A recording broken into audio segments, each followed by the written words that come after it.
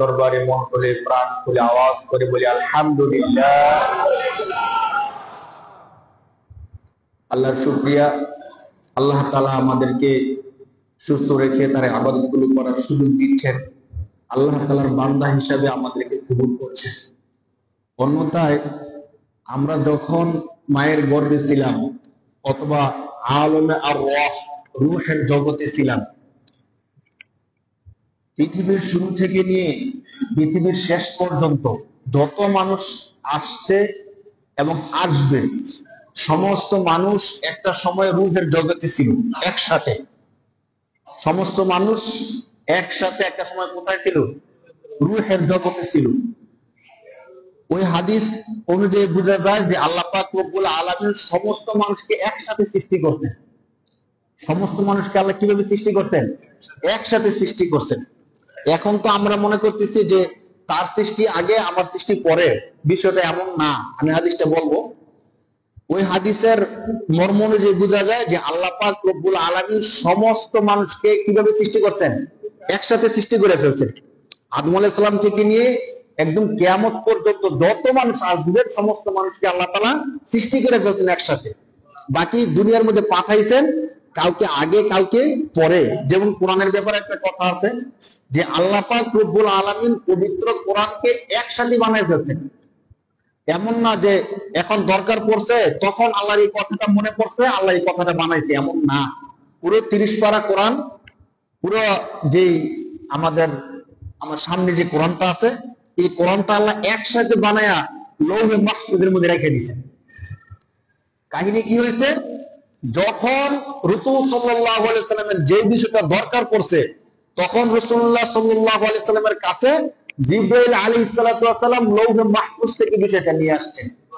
আল্লাহ আদেশ করছেন যে এখন আমার নবীর জন্য এই আয়াতটা দরকার, আপনি কি করেন এই আয়াতটা নিয়ে যান। বুখারী মুসলিম সহিহ হাদিসের কয়েকটা হাদিসের মধ্যে এমন আসছে যে আল্লাহ রাসূল সাল্লাল্লাহু আলাইহি সাল্লামের সাথে প্রতি রমজানে জিবরাইল আলাইহিস সালাতু ওয়াস সালাম পুরো কোরআন শোনাইতেন। আল্লাহ রাসূল জিবরাইল আলাইহিস সালামকে শোনাইতেন আর জিবরাইল আলাইহিস সালাম আল্লাহ রাসূলকে শোনাইতেন পুরো কোরআন। সুবহানাল্লাহ। তাহলে মূলত আল্লাহ পাক রব্বুল আলামিন পুরো কোরআনকে একসাথে লৌহে মাহফুজের মধ্যে রাখছেন, একটা একটা আয়াত করে করে না, বাকি একটা একটা আয়াত করে করে আল্লাহ রাসূলের কাছে জিবরাইল আলাইহিস সালাম নিয়ে আসতেন।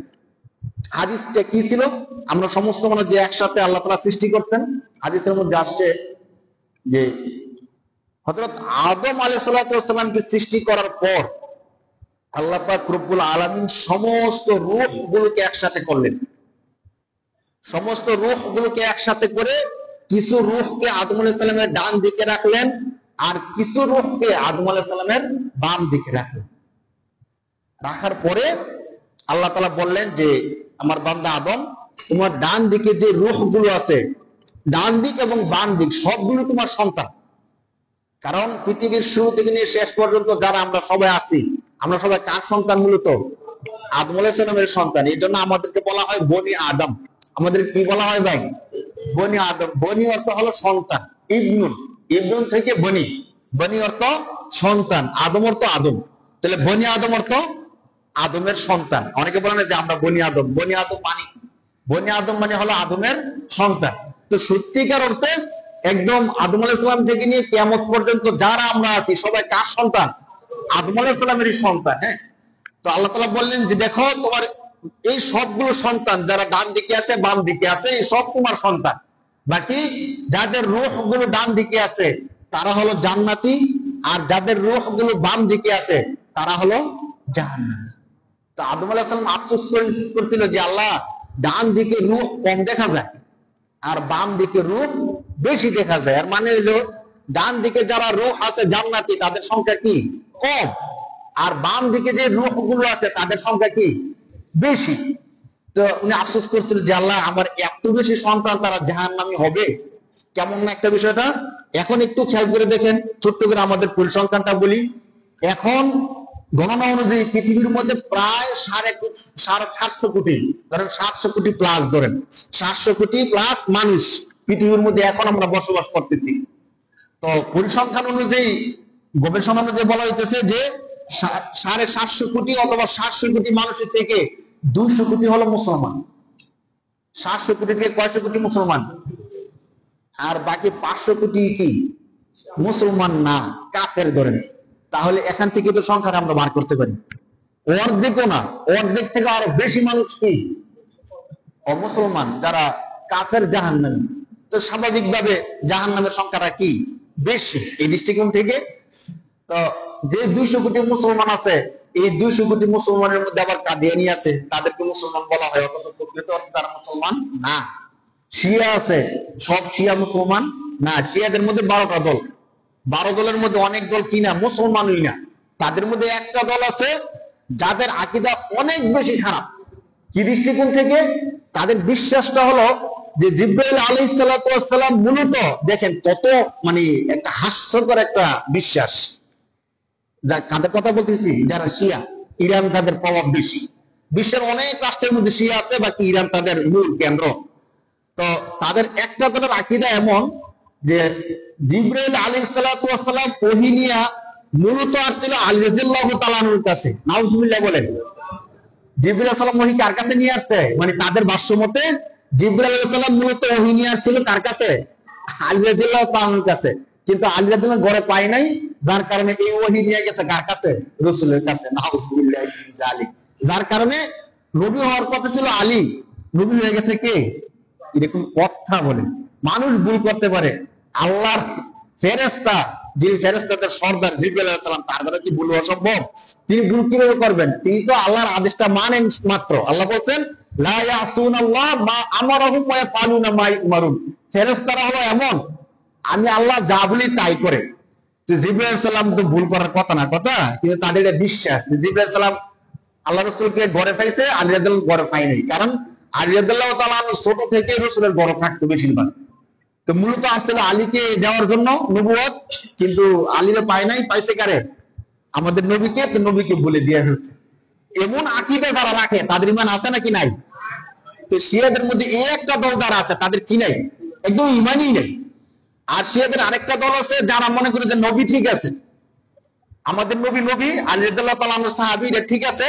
বাকি সাহাবীদের মধ্যে মূলত প্রথম খলিফা হওয়ার কথা ছিল আলী রাদিয়াল্লাহু তাআলা আনহু, কিন্তু আবু বকর যে প্রথম খলিফা হয়েছে এটা দুর্নীতি বা অন্যভাবে হয়েছে, সঠিকভাবে উনি খলিফা হয়নি। এমন যারা মনে করে তাদের আকীদা ভ্রান্ত। তাদের ব্যাপারে এমন আছে যে তারা যখন মদিনায় হজ করতে রাসূল সাল্লাল্লাহু আলাইহি ওয়াসাল্লামকে সালাম করতে যায়, তখন রাসূল সাল্লাল্লাহু আলাইহি ওয়াসাল্লামকে সালাম করে ঠিক, কিন্তু পাশে যে আবু বকর এবং উমর আছে তাদেরকে সম্মান প্রদর্শন করে না, বরং তাদের ব্যাপারে তারা আরো কুৎসা রচনা করে। তো সাহাবাদেরকে গালি দেওয়া, এবং সাহাবাদের উপরে কুৎসা বর্ণনা করে, অনেক খারাপ জিনিস। আমরা খুতবার মধ্যে দেখবেন সবসময় দ্বিতীয় খুতবার মধ্যে আমরা করি, আল্লাহ রাসূল সাল্লাল্লাহু আলাইহি ওয়াসাল্লাম বলেন আমাকে ভালোবাসবে তারা আমার সাহাবাদেরকে কি করবে? ভালোবাসবে। আর যে নাকি সাহাবাদেরকে খারাপ মন্দ বলে সে যেন আমি নবীকে মন্দ বলল। তাহলে সাহাবাদেরকে মন্দ বলার কোনো অর্থ হয় না। তো আমরা যে কথাটা বলতেছিলাম, হযরত আদম আলাইহিস সালাতু ওয়াস সালাম আফসোস করছিলেন যে আল্লাহ আমার এতগুলো সন্তান জাহান্নামী হবে। এখনকার পরিসংখ্যানটা দেখলে কিন্তু সত্যই বোঝা যায়, কারণ 700 কোটির মধ্যে 500 কোটি কি কাফের। তো যারা কাফের তাদের ব্যাপারে আল্লাহই বলছেন তারা জাহান্নামী। তো আরেকটা কোরআনের আয়াত আপনাদেরকে বলি, 9 নম্বর পারার 12 নম্বর পৃষ্ঠার মধ্যে আল্লাহ পাক রব্বুল আলামিন বলছেন, যখন আল্লাহ তাআলা সমস্ত রূহদেরকে সৃষ্টি করছেন, আমি প্রমাণ করতে চাইতেছি যে আল্লাহ তাআলা সবাইকে একসাথে সৃষ্টি করছেন। আমাদের সবাইকে আল্লাহ তাআলা কিভাবে সৃষ্টি করছেন? একসাথে সৃষ্টি করছেন। দেখেন প্রমাণটা কি? কোরআন শরীফের মধ্যে আল্লাহ তাআলা বলতেছেন যে আমি সমস্ত মানুষকে, রূহগুলোকে আমি একত্রিত করলাম। কোথায় একত্রিত করছেন? রূহের জগতে। কোথায় একত্রিত করছেন? রূহের জগতে আল্লাহ তাআলা সবাইকে একত্রিত করে আল্লাহ একটা প্রশ্ন করছিলেন আমাদের, যদিও আমাদের মনে নাই কি প্রশ্ন করছেন, কিন্তু আল্লাহ পাক রব্বুল আলামিন পবিত্র কোরআনের মধ্যে এই কথাটা বলছেন যে আমি সমস্ত মানুষকে রূহের জগতে একত্রিত করে তাদেরকে প্রশ্ন করলাম। কি প্রশ্ন করলাম? কোরআন শরীফের মধ্যে আল্লাহ তাআলা বলতেছেন আলাস্তু বিরাব্বিকুম ক্বালু বালা। আল্লাহ আমাদের সবাইকে একত্রিত করে প্রশ্ন করছেন আলাস্তু বিরাব্বিকুম, আমি কি তোমাদের রব নই? কোরআনের আয়াত। এই প্রশ্ন করছেন কে? কাদেরকে করছেন? আমাদের মানব জাতি যারা আছে সবাইকে করছেন। কোথায় করছেন? রূহের জগতে করছেন। তো সেখানে যদি কিছু মানুষ থাকতো আর কিছু না থাকতো, তাহলে হয়তো কি কিছু মানুষ বলতো যে আল্লাহ আমরা তো ছিলাম না, তো আপনি আমাদের প্রশ্ন করেন নাই। সত্যিকার অর্থে এই হাদিস এবং কোরআনের আয়াত এটাই প্রমাণ করে যে আল্লাহ পাক রূহের জগতে আমাদের সবাইকে একসাথে সৃষ্টি করে ফেলছেন। বাকি দুনিয়াতে কাউকে আগে পাঠিয়েছেন, কাউকে পরে পাঠিয়েছেন। যার কারণে এখন যারা আসে দেখবেন তাদের বুদ্ধি বেশি হয়। আমাদের থেকে ছোট যারা আছে, 2000 সনের পরে যারা আছে, তারা আমাদের থেকে বুঝি বেশি দেখবেন। আপনি মোবাইলে একটা সিস্টেম বুঝতেছেন না বা এই সিস্টেম বুঝতেছেন না, তারা আমাদের থেকে অনেক চ্যানেল হয়। আমরা 10 বছর 15 বছর হয়ে গেছে, অনেক কিছু বুঝতাম না। তারা 10-15 বছর লাগে না, 3 থেকে 4 সর্বোচ্চ 5 বছর গেলে আমাদেরকে তারা পিছনে ফেলায়। অনেক জ্ঞান বুদ্ধি তাদের বর্তমানে। তো সর্বদৃষ্টিকোণ থেকে আল্লাহ তাআলা আমাদেরকে রূহের জগতে সৃষ্টি করার পরে প্রশ্ন করছিলেন, আলাস্তু বিরব্বিকুম, আমি কি তোমাদের রব নই? তখন আমরা রূহের জগতে কি জবাব দিছিলাম? আল্লাহ তাআলা নিজে বলতেছেন, তখন আমরা বলছিলাম ক্বালু, সমস্ত রূহগুলো একসাথে বলছিল বালা, অবশ্যই আপনি আমাদের কি রব। মানে আল্লাহ যে আমাদের রব, এই কথার স্বীকৃতি আল্লাহ তাআলা রূহের জগতে আমাদের থেকে নিয়ে গেছেন। আল্লাহ তাআলা আদম আলাইহিস সালামকে সৃষ্টি করলেন। আদম আলাইহিস সালামকে সৃষ্টি করার পরে আদম আলাইহিস সালামকে যেই জিনিসের দ্বারা সম্মানিত করলেন সেটা ছিল সেজদা। সেটা কি ছিল? সেজদা। আল্লাহ তাআলা বলেন যে আমি আদমকে সৃষ্টি করার পরে আল্লাহ একটা সিস্টেম করলেন, ফেরেশতাদেরকে অনেকগুলো প্রশ্ন করলেন, ফেরেশতারা প্রশ্নের জবাব দিতে পারলেন না। তখন আল্লাহ পাক রব্বুল আলামিন ওই মজলিসের মধ্যে হযরত আদম আলাইহিস সালামকে ডাকলেন। মানে বনি আদমকে সম্মানিত করার জন্য আল্লাহ একটা সিস্টেম করলেন। আদম আলাইহিস সালামকে ডাকলেন। আদম আলাইহিস সালামকে বলেন যে আদম, তুমি তুমি সংবাদগুলো দাও, আমি যে যে প্রশ্নগুলো তাদেরকে করতে পারে নাই, তুমি এগুলো বলো দেখি তুমি পারো কিনা। তো আদম আলাইহিস সালাম একদম, পরবর্তীতে মুফাসসিরে কেরামগণ বলেন পৃথিবীর শুরু থেকে নিয়ে শেষ পর্যন্ত যা কিছু হবে আল্লাহ তাআলা করবেন, আদম আলাইহিস সালামকে আগে শিখিয়ে রাখছেন আল্লাহ। এই সবগুলো আদম আলাইহিস সালাম একে একে বলে দিয়েছেন সুবহানাল্লাহ। তখন আদম আলাইহিস সালামের জবাবটা শুনে ফেরেশতারা বলছিল, 1 নম্বর পারা 5 নম্বর পৃষ্ঠার আয়াত, ক্বালু সুবহানাকা লা ইলমা লানা ইল্লা মা আল্লামতানা ইন্নাকা আনতাল আলিমুল হাকীম। ফেরেশতারা বলছিল সুবহানাকা লা ইলমা লানা, হে আল্লাহ আপনি অতি মহান, অতি পবিত্র, লা ইলমা লানা, আমাদের কোনো ইলম নাই, ইল্লা মা আল্লামতানা, আপনি আমাদেরকে যা শিক্ষা দেন তা ছাড়া আমাদের আর কোনো ইলম নাই। তো এই প্রশ্নের মাধ্যমে আল্লাহ পাক রব্বুল আলামিন আদম আলাইহিস সালামের সম্মানটা অনেক বেশি বাড়ায় দিলেন। বাড়ায় দিয়ে সেরা এখন যেহেতু তারা প্রশ্ন পারে না, আদম আলাইহিস সালাম পারছে, কি করলেন আল্লাহ তাআলা? আল্লাহ তাআলা বলেন আমি সমস্ত ফেরেশতাদেরকে আদেশ করলাম উসজুদু লি আদম, তোমরা সবাই আদমকে কি করো? সিজদা করো। সমস্ত ফেরেশতাদেরকে আদেশ করলাম, আর সমস্ত ফেরেশতারাও ফাসাজাদাল মালাইকাতু কুল্লুহুম আজমাইন, আল্লাহ নিজে বলতেছেন ফাসাজাদাল মালাইকাতু, ফেরেশতারা সিজদা করছেন। কারা? কুল্লুহুম, তারা সবাই, আজমাইন একসাথে। আল্লাহ বলেন সমস্ত ফেরেশতারা একসাথে সেদিন আদম আলাইহিস সালামকে কি করছিলেন? সিজদা করছিলেন। দেখেন একটা বিষয় খেয়াল করেন, আমরা যখন নামাজ পড়ি, সালাত আদায় করি, নামাজের মধ্যে আমরা কি করি? সিজদা করি। আমাদের নামাজের মূল একটা বিষয় হলো কি? সিজদা। তো ওই দিন আল্লাহ পাক রব্বুল আলামিন আদেশ করলেন ফেরেশতাদেরকে সিজদা করার জন্য, সবাই সিজদা করছে, আল্লাহর আদেশটা মানছে। শুধুমাত্র ইবলিস আবা ওয়াস্তাকবারা ওয়া কানা মিনাল কাফিরিন, একমাত্র ইবলিস সে সিজদা করলো না, সে কাফেরদের অন্তর্ভুক্ত হয়ে গেল। কাফের এর শাব্দিক অর্থ হলো অস্বীকার করা। কাফেরের শাব্দিক অর্থ কি? অস্বীকার করা। মানে আল্লাহ তাআলা আদেশ করছেন, সেই আদেশকে কি করছে? অমান্য করছে, অস্বীকার করছে। এটি আমরা বলছিলাম। তো এখন আমাদের বুঝার যে বিষয়টা, ওই সিজদা, নামাজের সিজদা, নামাজের মধ্যে আমরা আমাদের সমস্ত বরত্ব, অহমিকা সবকিছু শেষ করে দিয়া, আমাদের কপালকে মাটির মধ্যে ঠেকাইয়া দিয়া আমরা প্রমাণ করি যে আল্লাহ আমাদের বরত্ব অহংকার মধ্যে কিচ্ছু নাই, সবকিছু কার? হে আল্লাহ আপনার সবকিছু। তখন আমরা সিজদার মধ্যে যাওয়ার সময় আমরা কি বলি? আল্লাহু আকবার, এটা বলে সিজদায় যাই না?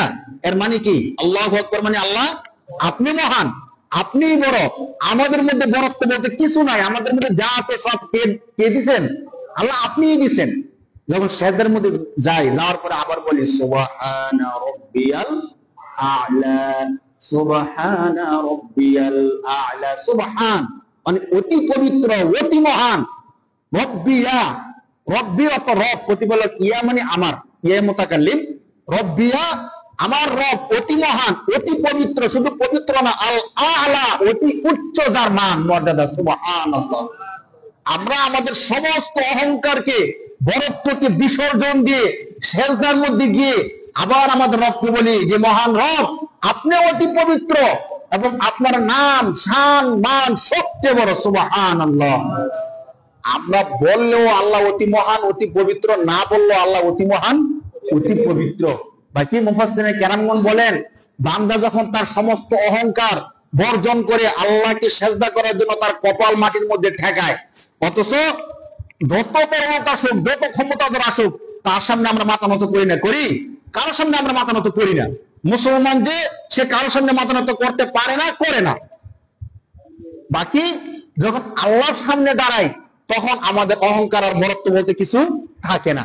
মুফাসসিরিনে কেরামগণ বলেন, বান্দা যখন সিজদার মধ্যে গিয়ে, রুকুর মধ্যে গিয়ে বলে সুবহানা রাব্বিয়াল আ'লা, রুকুর মধ্যে গিয়ে বলে সুবহানা রাব্বিয়াল আযীম, এর মানে আল্লাহ সুবহান মানে অতি পবিত্র, অতি মহান। তো আমরা আল্লাহকে পবিত্র বললো আল্লাহ পবিত্র, না বললো আল্লাহ কি পবিত্র। বাকি মুফাসসিরিনে কেরামগণ বলেন, আল্লাহকে যখন আমরা পবিত্র বলি তখন আল্লাহ বলেন যে বান্দা আমি তো পবিত্র, এটা তো আমি জানি, বাকি তুমি যে আমাকে কেন পবিত্র বলতেছো সেটাও আমি জানি। একটা বিষয় দেখবেন, কোন একজন বড় লোক অথবা ভালো পদধারী, তার কাছে আমরা যখন যাই, কিছু দরকার আমাদের, ধরেন একটা বিল পাস করতে হবে অথবা আমার বাড়িঘর করার জন্য কিছু টাকা দরকার, তখন গিয়ে আমরা বলি যে আপনি তো অনেক টাকা পয়সা আপনাকে আল্লাহ দিচ্ছেন, আপনি অনেক দান করেন, অনেক কিছু করেন, সহযোগিতা করেন। তো আমি যে কথাগুলো বলতেছি তিনি জানেন না যে করে, তো তিনিও বুঝে যে আমি যেগুলো করি আমি তো জানি, বাকি তুমি আমার কাছে কেন এগুলো বলতেছো সেটা বলো। তখন শেষমেশ আমরা বলি যে আমাকে যদি কিছু টাকা দেন তাহলে আমি বাড়িটা কমপ্লিট করতে পারি, আমার মেয়েটা বিবাহ দিতে পারি না, এইভাবে বললে তখন তিনি দ্রুত আমাদের এই কাজটা হাসিল করে দেন। তখন আল্লাহ বলেন যে বান্দা আমি তো পবিত্র ঠিক আছে, কিন্তু তুমি এভাবে বারবার শেষদের মধ্যে আইসা বলতেছো আল্লাহ আপনি অতি মহান, অতি পবিত্র, কেন বলতেছো? আমি তো জানি, কারণ শয়তানের ধোঁকায় পড়ে তুমি গুনাহের কালো দ্বারা কলুষিত হয়ে গেছো, অপবিত্র হয়ে গেছো, আমি আল্লাহ তোমাকে পবিত্র করে দিলাম। সুবহানাল্লাহ। কেন পবিত্র করবেন না? বান্দা তার সমস্ত বরত্বকে বিসর্জন দিয়া সিজদার মধ্যে গিয়ে যখন বলে সুবহানা রাব্বিয়াল আ'লা, হে আল্লাহ আপনি অতি মহান, অতি পবিত্র, আপনার গুণ অতি বড়, তখন আল্লাহ কুদরতি ভাবে বান্দাকে বলে বান্দা তুমি তোমার বরত্বকে শেষ করে আমার কুদরতি ভাবে সিজদা করে বলতেছো আমি পবিত্র, তুমি তো গুনার দ্বারা অপবিত্র, আমি আল্লাহ তোমার সমস্ত গুনাহগুলো ক্ষমা করে তোমাকে পবিত্র করে দিলাম। সুবহানাল্লাহ। যার কারণে হাদিসের মধ্যে দেখেন কি চমৎকার ভাবে আসছে, মুত্তাফাকুন আলাইহি, অর্থাৎ বুখারী এবং মুসলিম উভয় হাদিসের কিতাবের মধ্যে আবু হুরায়রা রাদিয়াল্লাহু তাআলা আনহু থেকে একটা হাদিস আসছেন। আন আবি হুরায়রা রাদিয়াল্লাহু তাআলা আনহু قال, হযরত আবু হুরায়রা রাদিয়াল্লাহু তাআলা আনহু বলেন রাসূল সাল্লাল্লাহু আলাইহি সাল্লাম একদিন আমাদেরকে বলতেছেন লাউ আন্না নাহরান বিবাবি আহাদিকুম, তোমাদেরকে আমি একটা দৃষ্টান্ত দেই শোনো, যদি তোমাদের কোন ব্যক্তির ঘরের সামনে একটা ঝর্ণা থাকে বা একটা পুকুর থাকে, ধরো লাউ আন্না নাহরান বিবাবি আহাদিকুম ওয়া ইয়াগতাসিলু ফীহি কুল্লা ইয়াউমিন খামসা মাররাত, এবং ওই নহরের মধ্যে, ঝর্ণার মধ্যে সে প্রতিদিন 5 বার গোসল করে। আল্লাহ রাসূল বলতেছেন, বুখারী এবং মুসলিম শরীফের হাদিসের মধ্যে আসছে আবু হুরায়রা রাদিয়াল্লাহু তাআলা আনহু থেকে, যে তোমাদের কোন ব্যক্তির ঘরের সামনে একটা নহর, ঝর্ণা আছে, ওই ঝর্ণায় সে প্রতিদিন 5 বার গোসল করে। হাল ইয়াবকা মিন দারানিহি শাই, তোমরা বলো তো কোন ব্যক্তি যদি ঘরের সামনের ঝর্ণার মধ্যে 5 বার গোসল করে, শরীর ধৌত করে, তাহলে কি তার শরীরে কোনো ময়লা থাকবে? বলেন থাকবে? 5 বার যদি গোসল করে তার শরীরে ময়লা থাকার কথা না। তখন রাসূলুল্লাহ সাল্লাল্লাহু আলাইহি সাল্লাম বলতেছেন ফাযালিকা মিসলু সালাওয়াতিল খামসি। সুবহানাল্লাহ। আল্লাহ রাসূল বলতেছেন অনুরূপ 5 ওয়াক্ত নামাজ, কোন ব্যক্তি যদি প্রতিদিন 5 ওয়াক্ত নামাজ পড়ে, এই নামাজের মধ্যবর্তী সময়গুলোতে যে টুকটাক গুনাহ হয়ে যায়, এই গুনাহগুলোকে ইয়ামহুল্লাহু বিহিন্নাল খাতায়া, আল্লাহ তাআলা এই নামাজগুলোর উসিলায় তার সমস্ত গুনাহগুলো ক্ষমা করে দেন। সুবহানাল্লাহ। নামাজ সাধারণ কোনো ইবাদত না ভাই, সাধারণ কোনো ইবাদত না। আমরা যারা 5 ওয়াক্ত নামাজ পড়তে পারি অনেক সময় কিন্তু আমরা খেয়াল করি না, মনে করি মসজিদ আছে সব সময় সবাই নামাজ পড়ে, আমিও নামাজ পড়ি। বিষয়টা এত সহজ না। আপনি কি ভাবছেন প্রতিদিন 5 ওয়াক্ত নামাজ পড়া মানে 24 ঘন্টা নামাজের ব্যান খেলের মধ্যেই থাকা? জোহর নামাজ পড়ে গেছেন, একটু পরে দেখবেন আসরের রক্ত হয়ে গেছে, আবার প্রস্তুতি নিয়ে আসর নামাজ পড়তে আসি, আসর পড়তে পড়তে মাগরিবের রক্ত হয়ে গেছে। এমন ভাবে যেন প্রতিটা সময় কিসের মধ্যে থাকি? আমরা নামাজের মধ্যেই থাকি। আর নামাজের মধ্যে থাকার যে গুণটা মুফাসসিরিনে কেরামগণ যে বিষয়টা বলছে দেখেন, যে সাধারণ কোন কাজ 5 ওয়াক্ত নামাজ না। কেন? কারণ 5 বার 5 ওয়াক্ত নামাজ পড়া মানে 5 বার কোন একটা ব্যক্তি আল্লাহর ঘরের মধ্যে আসে। কতবার না আল্লাহর ঘরের মধ্যে আসি? 5 বার। আর এই কাজটা যদি আল্লাহ না চাইতেন, আল্লাহ পছন্দ না করতেন, সম্ভব না। অনেক সময় দেখবেন মসজিদের ঘরের সাথে ঘর, আজানটা একবারে তার কানের মধ্যে গিয়ে লাগে, এরপরও সে নামাজের মধ্যে আসতেছে না। আজান চলতেছে, টিভি চলতেছে, আজান চলতেছে, নাটক চলতেছে, সিনেমা চলতেছে, তার মধ্যে কোনো অনুভূতিটুকু নাই। যখন মুয়াজ্জিন বলতেছে আল্লাহু আকবার, আল্লাহু আকবার, দুনিয়ার যত কাজ কারবার আছে সমস্ত কাজ কারবার থেকে কে বড়? আল্লাহ বড়। সে তো দুনিয়ার কাজ কারবার ছাড়লো নাই, এমনকি টিভিটা পর্যন্ত বন্ধ করছে। এমনকি নাই আমাদের দেশের মধ্যে? আপনারা খেয়াল করবেন, অনেক সময় আপনি অন্য মানুষের মধ্যে আছেন, আপনার সন্তান টিভি লাগায় রাখছে, বন্ধ করে দিবেন। স্বাভাবিকভাবে টিভি তো মানুষের ঘরে থাকে, লাগায় রাখে, অন্তত ওই সময়গুলোতে যেন অন্তত বন্ধ থাকে, আজানের খাতিরে, আজানের সম্মানে। আপনার স্ত্রীকে বলবেন টিভিটা বন্ধ করে দিতে। ওই সময়ে যদি টিভিটা চলে, তো কেমন মুসলমান আমরা হয়ে গেলাম? ওদিকে মুয়াজ্জিন বলতেছে আল্লাহ বড়, এটা তো মুয়াজ্জিন বলতেছে না, কে বলতেছে? আল্লাহ বলতেছেন। ফিকহ আর উসুলের কিতাবের মধ্যে আসছে যে প্রতি 5 ওয়াক্ত সময়ে আল্লাহর পক্ষ থেকে এই ঘোষণাটা আসে, যে ঘোষণাটা মুয়াজ্জিন শোনায় দেয়। শুধু মুয়াজ্জিন এর বাংলা অর্থ হলো এলানকারী, ঘোষণাকারী। সে মূলত কিন্তু না। আজানটা কার পক্ষ থেকে আসছে? সরাসরি আল্লাহর পক্ষ থেকে আসছে। স্বপ্নে যুগে আল্লাহ তাআলা এই আজানটাকে শোনায় দিয়েছেন। তাহলে আল্লাহর পক্ষ থেকে যে শব্দটা আসছে, যে আল্লাহু আকবার, মানে আল্লাহ বলতেছেন যে বান্দা আমি আল্লাহ বড়। কে বড় বলেন? তখন আমি টিভি লাগায়া সিনেমা দেখতেছি, তখন কেমন আল্লাহ রাগ করবে না? কেন বলেন? তখনও যদি বলি যে আমি মুসলমান, এরপর আল্লাহ আমার উপরে এত বিপদ দিয়ে রাখছে, আমি মুসলমান, এরপর আমার ঘরের দুর্দশা শেষ হয় না, আমি মুসলমান, এরপর আমার ছেলে মেয়ে কথা শুনে না, তখন আল্লাহ কি রাগ করবে না? যে তুমি মুসলমান হয়ে আজানের সময় টিভিটা বন্ধ করতে পারো না, তোমার কানের মধ্যে আজানের শব্দটা আসে, এরপরে যে তুমি মসজিদে আসো না আমার ঘরের মধ্যে।